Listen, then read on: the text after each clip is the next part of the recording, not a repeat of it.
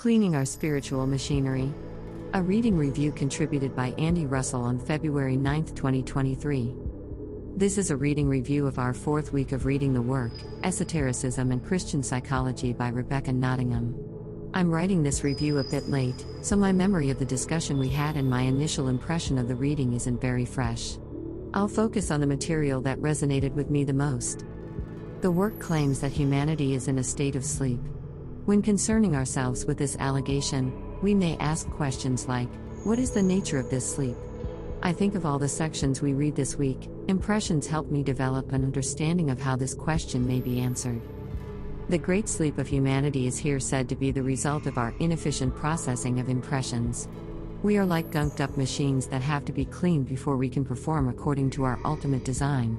Impressions, a kind of fuel for our spirit, are processed by the machine of our personality in inefficient and habitual ways.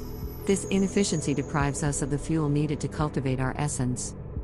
Many of us go about our days without receiving any inspiring impressions. We drive the same streets, do the same job, interact with the same people. But the sameness of our external environment is not to blame for our inner stagnation. Our habitual reaction to the same is what deprives us of inspiration and the fuel for spiritual growth, i.e., the growth of essence.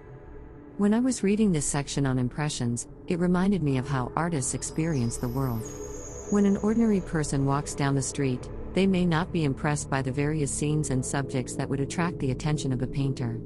Artists receive impressions that ordinary people do not receive because they are accustomed to transforming visual impressions into art.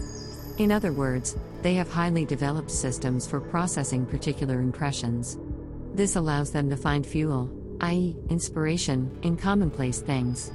If you have ever taken a class in painting, you'll recall how painting a simple still life, something like a piece of fruit in a bowl, made you aware of shadows and visual nuances hitherto unrecognized. These details were always available to you, but you didn't become aware of them until you sat down and did the work of transforming the impressions you received from them into art. Before, your artistic eye was closed, but now it has opened. The unseen is now seen, and the world has become a source of endless artistic inspiration. The work instructs us to do something similar with ourselves. Instead of sitting down and looking at external things, we are told to look within ourselves by practicing self-observation. Every one of our reactions is a potential lesson in ourselves, once we learn how to efficiently process the impressions within them. We already possess the book of our nature, but we are illiterate in self-knowledge. We can't read ourselves because we don't know how to look at ourselves. This is why our days pass without any further self-development. We turn the pages of our lives without reading them. We lead an unexamined life, which Socrates said was not worth living.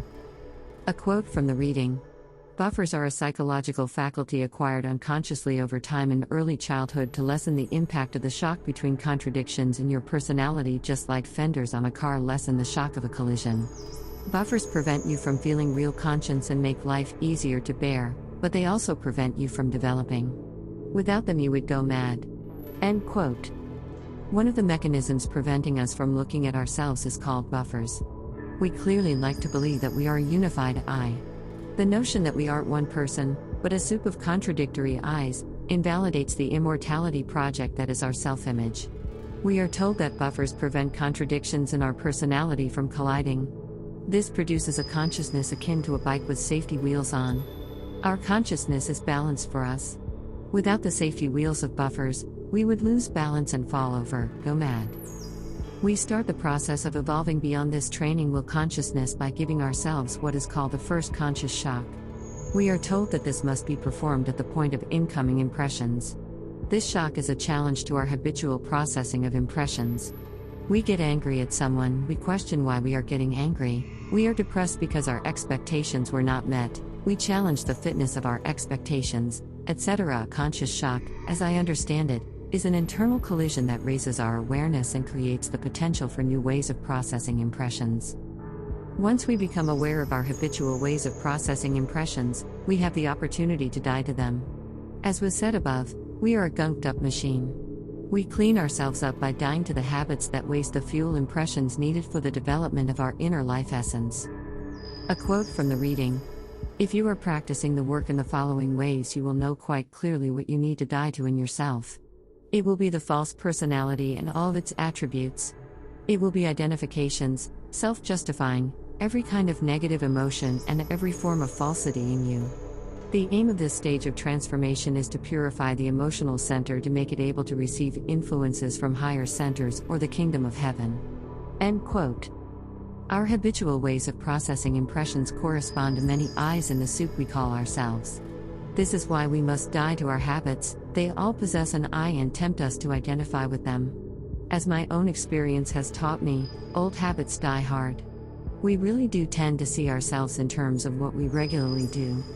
Our worldview, i.e., our impression of the way we habitually process impressions, feels like an old friend. Abandoning our old ways is like leaving the comfort of home for the wilderness. If we feel at home in who we are, we will never pursue the transformation of the work. The greatest takeaway for me so far in our readings is that the work is not concerned with building us up, but breaking us down. We already have the machinery necessary to receive influences from the higher centers. The problem is that we are all gunked up with personality. This book, so far, has been a course in spiritual chimney sweeping. There's a lot more to address in this week's reading, but I've run out of steam. See you next time.